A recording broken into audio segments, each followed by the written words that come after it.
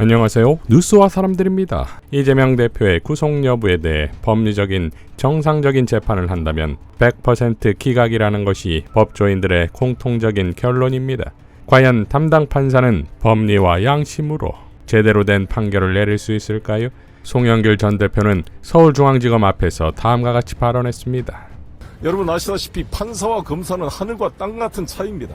판사는 그야말로 사법부 일원으로 판결을 하는 사람이고, 검사는 형사소송의 당사자 중에 한 사람입니다. 피고인과 같은 당사자 중에 한 사람과 이 판결하는 이 재판관은 사실 이 레벨이 다른, 비교가 안 되는 것인데, 우리나라는 일제시대의 잔재에서 그런지 계속 검판사, 시골에 가면 어르신들이 지금도 판검사라 그러지 않고 검판사라 그럽니다. 실제로 우리나라의 사법 질서를 지금은 검사들이 주도하고 있습니다. 왜 그러냐면 검찰이 모든 권한을 장악하고 수사 지휘권을 비롯해서 기소 편의주의의 기소 독점권을 다 가지고 있다 보니까 사실상 사법 질서를 좌지우지하는 게 이 사실 검사가 되어 있는 실정입니다. 지금 우리나라 검사들이 어떤 행태를 보이고 있냐면, 이 공소장이나 구속영장에다가 사실상 쓸데없는 것을 무지하게 다 써넣습니다. 모두 사실을 다 집어넣어가지고 이게 간명하게 구속요건 해당된 사실만 적시하고 나머지는 법정에서 다퉈야 되는데, 이게 제가 들고 온 게 우리 이재명 대표에 대한 구속영장입니다. 이 구속영장이 148쪽이 되어 있는데요. 142쪽인데 여기 보면 모두 사실을 장황하게 소설처럼 써놨습니다. 그러니까 이것만 딱 읽어보면 이 사람이 죄를 많이 진 모양이다, 이런 것이 선입견이 들도록 142쪽이나 자질구레한 내용들을 다 집어넣어가지고 유죄의 심정을 유도하도록 만들어진 것. 저는 다시 한번 강조합니다만, 대한민국 헌법사상 제1야당의 대표를 구속시킨다는 게 있을 수 있는 일입니까? 제가 오늘도 이 방송하기 전에 부장판사 출신 변호사와 같이 식사를 하면서 여러 가지 이에 대한 의견을 들어봤습니다만, 최소한의 부장판사 출신 변호사들도 영장이 발부될 수 없는 사안이라고 이구동성으로 이야기를 합니다. 저도 법조인의 한 사람으로서 최소한의 대한민국 법원의 이 판사들의 양식을 정말 믿고 싶습니다. 존경하는 판사님들, 그리고 이번에 영장 실질심사를 맡게 된 유 판사님, 균형 있는 판단을 해주시고, 이거를 가지고 제1야당의 대표를 구속시키게 되면 대한민국 민주공화국에 심각한 후과가 따르게 될 것이라고 보여집니다. 이것은 대단히 입법부를 무시한 행위일 뿐만 아니라 사법부 스스로를 한테 자승자박이 될 수가 있습니다. 존경하는 판사님들, 여러분이 윤석열 대통령이 검찰총장 시절에 판사들의 신상 정보를 다 캐물어서 조사했다가 법원의 추미애 장관이 했던 2개월 정직 처분이 본안 심사에서 2개월 정직도 부족할 정도의 위법 행위다. 사실상 해고를 시켜도, 해임을 시켜도 될 정도의 위법 사실임을 법원이 확인했던 거 아니겠습니까? 그렇게 검찰총장 시절에도 판사들의 개인정보를 뒷조사해서 수사했던 그런 사람입니다. 그리고 아시다시피 양승태 대법원장 사법농단 관련해서 100여 명의 판사들을 다 조사했던 사람 아닙니까? 이러한 이 무도한 이런 이 사법부도 마음대로 유린했던 이러한 검찰총장이 이제 대통령이 돼서 이 입법부를 이렇게 무력하게 유린하게 되면은 이것이 앞으로 사법부에 어떻게 돌아오게 되겠습니까? 대한민국 헌법 질서 3권 분립을 위해서도 정말 이번에는 올바른 판단을 해주시기 바라겠습니다. 브레이크 없이 질조가 있는 이런 검찰 범죄 카르텔 전체주의 세력에게 브레이크를 달아주는 길이 바로 이재명 대표에 대한 영장 기각이라고 생각이 듭니다. 자, 그러니까 지난 윤석열 검찰이 판사 사찰과 양승태 대법원장 수사로 사법부를 초토화시키고 인질화했던 대로 이번에는 가장 유력한 차기 정권인 제1야당 대표를 구속하면서 입법부를 집어삼키려는 시도를 멈추게 해야 한다 이겁니다.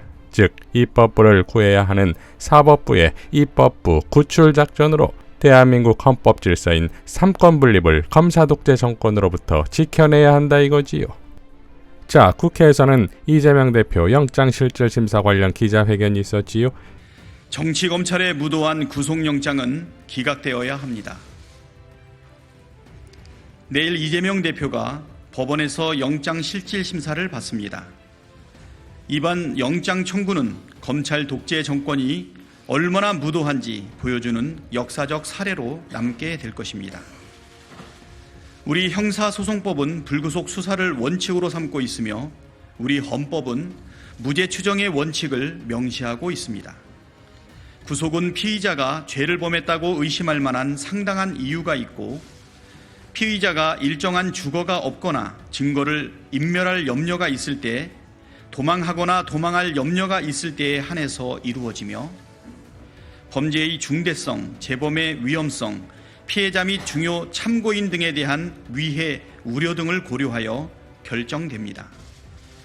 이재명 대표는 이러한 구속사유 어느 하나에도 해당되지 않습니다.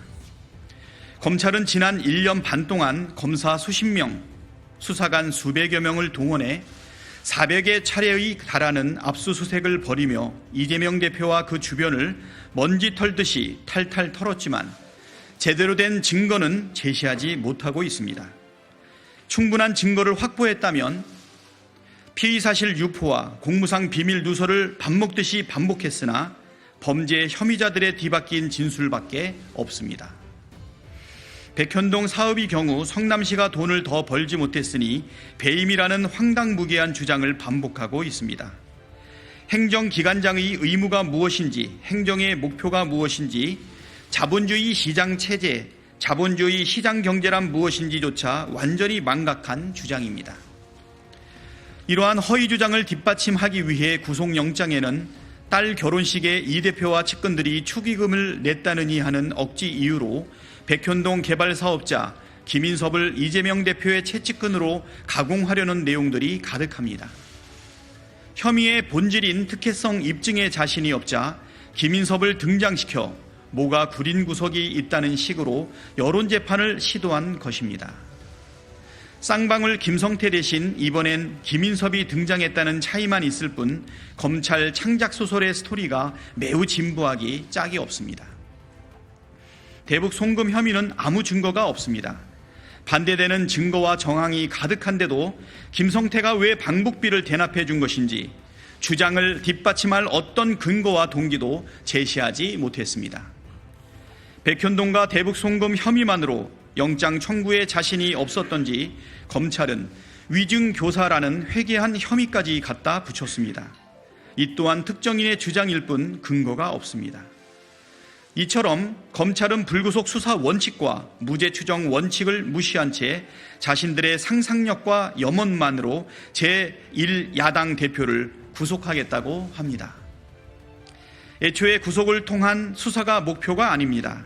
대장동 사건이 그랬듯 재판이 시작되면 검찰 허위 주장의 실체가 밝혀질 테니 일단 구속영장을 청구해 범죄자로 낙인 찍겠다는 것입니다. 정말 신속한 수사가 목표였다면 국회 표결 절차 없는 비회기 중 영장 청구를 선택했겠지만 검찰은 이를 거부했습니다. 진상규명이 아니라 정치 공작이 목표였던 것입니다. 국민이 부여한 권한을 남용해 정치에 개입하고 헌정 질서를 흔들고 입법부를 짓밟고 삼권 분립을 파괴하는 검찰의 폭주를 사법부가 멈춰 세워야 합니다. 법치주의와 민주주의를 지키는 최후 보루인 사법부의 현명한 판단을 기다리겠습니다. 광노현 전 교육감도 시민언론민들의 컬럼에서 이재명 대표의 담당 판사를 향해 다음과 같이 밝혔습니다. 가장 중요한 것은 이 사안이 이재명 대표를 확정적 범죄자라고 못 박은 윤석열 대통령의 예단에 따라 진행된 함양표적 수사의 끝판왕 사례라는 점이다. 본래 검찰은 대장동 사안 수사로 시작했으나 그것으로 이 대표를 엮는 게 여의치 않자 인디언 기우제식 먼지털이 별건 수사를 무려 1년 반 가까이 계속한 끝에 이번 구속영장 청구에 이르렀다는 경위도 잊어서는 안 된다. 검찰은 그 과정에서 피의 사실을 끊임없이 흘리며 이 대표에 대한 부정적 이미지를 덧칠해왔다는 사실도 중요하게 고려되어야 한다. 무엇보다도 이재명 대표가 자신에게 들씌어진 모든 혐의가 무리한 예단과 추정으로 꿰어 맞춘 가짜 혐의라며 법원의 판단을 기다려왔다는 사실이 중요하다.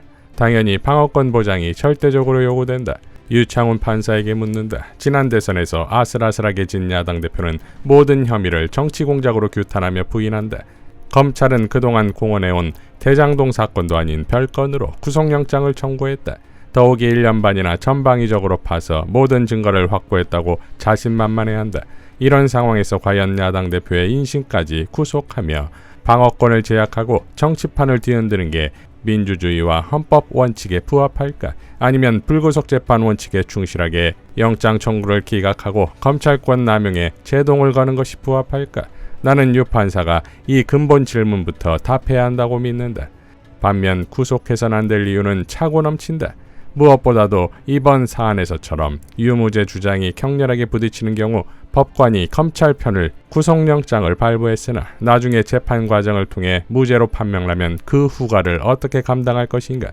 자신은 구속 필요성 유무를 재판했을 뿐 유무죄 본함 재판을 한 게 아니라서 오판을 한 건 아니라고 변명할 수 있을까? 이재명 대표 구속 여부 재판에서 판사는 다음과 같은 사실과 원칙에 충실해야 한다. 첫째, 불구속 재판이 원칙이다. 둘째, 유무죄 주장이 서로 첨예하게 대립하고 있다.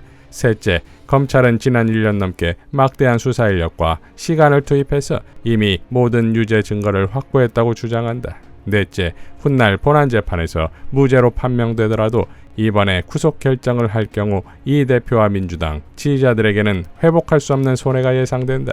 다섯째, 검찰은 지난 1년 넘게 먼지털이 수사와 피의사실 공표를 통해 수사권 남용과 여론몰이를 일삼았다. 유창훈 판사의 현명한 판단을 촉구한다. 라고 밝혔습니다. 자, 이재명 대표는 구속영장 실질심사를 위해 다시 일어나 두 발로 걸어 나왔지요. 이번 재판은 검사 독재 정권에서 판사의 양심과 법리로 정의를 다시 일으켜 세울 기회로 만들어야 할 것입니다. 이상 뉴스와 사람들이었습니다. 시청해 주셔서 감사드립니다.